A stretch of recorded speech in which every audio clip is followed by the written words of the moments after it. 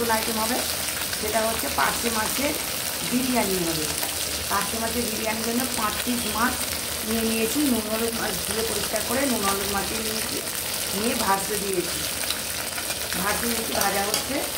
আর ভাতটাকে আমি ঘরোয়া চালেরই ভাত, ঘরোয়া চালের ভাতগুলো বেশ লম্বা লম্বা মতন আছে, এই দিয়ে আমি বিরিয়ানি করব। ভাতটাকে রান্না করে ফ্যান গেলে নিয়েছি।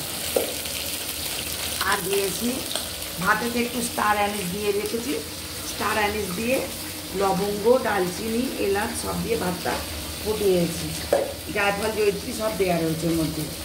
আর হচ্ছে পেঁয়াজকে বেরেস্তার পেঁয়াজ, টমেটো, হচ্ছে আদা রসুন, আর হচ্ছে বিরিয়ানির মশলার জন্যে লবঙ্গ, এলাচ, দারচিনি, তেজপাতা, লবঙ্গ, জায়ফল, জয়িত্রী সমস্ত দিয়ে একটা মশলা আমি ঘরোয়া তৈরি করেছি।